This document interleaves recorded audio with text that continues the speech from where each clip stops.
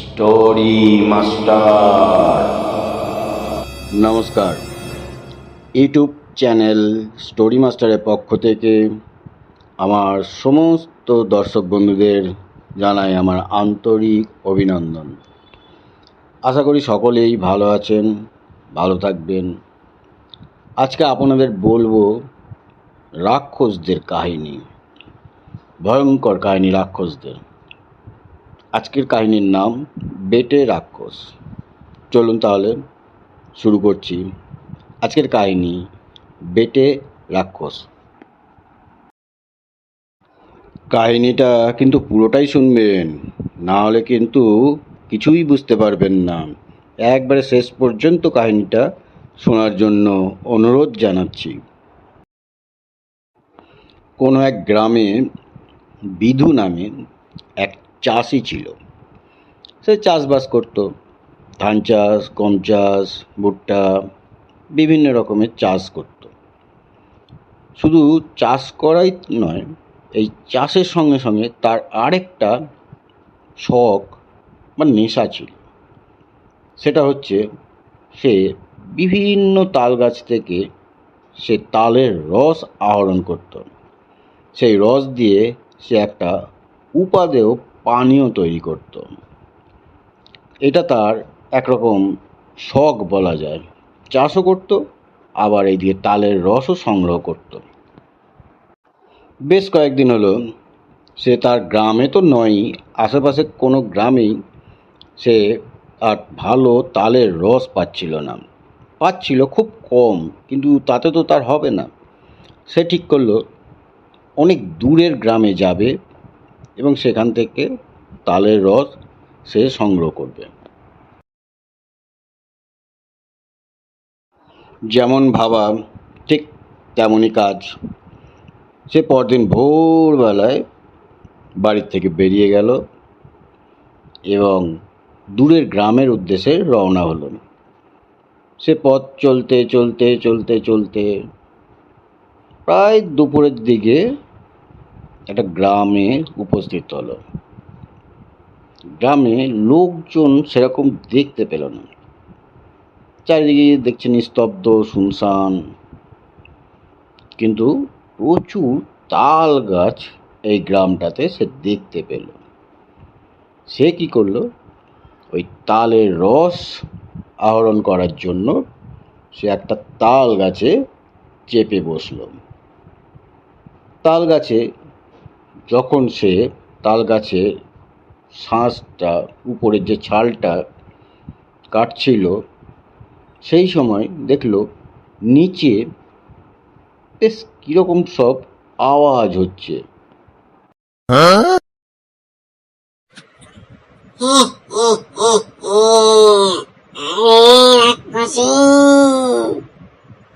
এখানে মনুষ্য এলো কনে?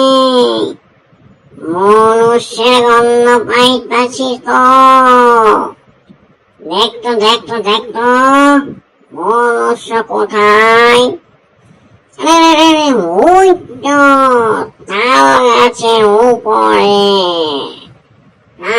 যাক, ভালোই হয়েছে, অনেকদিন পর একটা আস্ত মনুষ্য পাইছি। নামা নামা নামা, ওরে নামা। আরে নামাবো কি করে? ও তো বহু উঁচুতে তাল গাছে, আমরা যাবো কি করে ওখানে? এক কাজ কর, আমরা প্রত্যেকের ঘাড়ের উপর উঠি, একের পর এক উঠে ঠিক ওকে ধরে ফেলবো। চল, নে। এই বেটে, তুই ফার্স্টে দাঁড়া, তুই গাছের গোড়ায় দাঁড়া। তারপরে এবার একের পর এক উঠে ওই বেটাকে এবার ধর দেখিনি, ওর ঘাড় মুটকিয়ে আমরা সবাই উৎসব করব।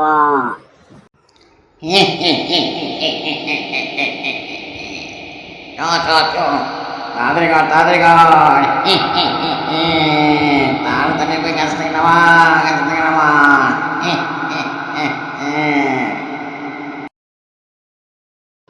তারপর আর কি বলবো, সে এক ভয়ানক দৃশ্য। রাক্ষসগুলো তো একের পর এক পিঠের উপর এর পিঠে ওর পিঠে হচ্ছে এইরকম ভাবে উঠতে থাকলো, একবারে উঠতে উঠতে সেই বিধু চাষির কাছাকাছি চলে গেছে। আর একজন উঠতে পারলেই ব্যাস চাষিকে ধরে ফেলবে। এবার চাষি চিন্তা করছে, আমি তো গেলাম, এইবার তো আমাকে ধরে ফেলবে, আমি এবার কি করি কি করি কি করি।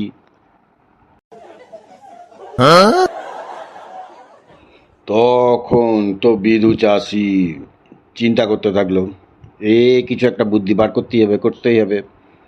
তখন সে একটা উপায় বার করলো তার উপস্থিত বুদ্ধি দিয়ে। সে দেখল সবার নিচে আছে বেটে রাক্ষস। তাহলে আমি একটা কাজ করি। সে তখন ওই তাল গাছের উপর থেকে চিৎকার করে বলল, সব বেটাকে ছেড়ে দিয়ে ওই বেটে রাক্ষসটাকেই ধর। আর যেই না বলেছে, বেটে রাক্ষস দেখছে, আরে যা, সবাইকে ছেড়ে দিয়ে আমাকে ধরবে, আমি তো একা পারবো না মানুষটার সঙ্গে। সে তখন কোনো চিন্তা ভাবনা না করে দে ছুট। ব্যাস কাজ হয়ে গেল। বেটে রাক্ষস তো গাছের তলা থেকে টুই করে একেবারে দে ছুট। আর উপরে যে সমস্ত রাক্ষসীগুলো ছিল সব কটা দুটা করে পড়ে গেল নিচে। বা সে উড়ে মারে বাবারে করতে করতে সব রাক্ষসগুলো ভেগে গেল। তখন চাষি যখন দেখলো না আর রাক্ষসগুলো আসবে না, তখন সে টুক টুক টুক টুক টুক করে গাছ থেকে নেমে দে দৌড়। তারপর যেতে যেতে সে বলল, ওরে বাপ রে বাপ, এই গ্রামে আমি আর আসবো না। তাহলে দর্শক বন্ধুরা,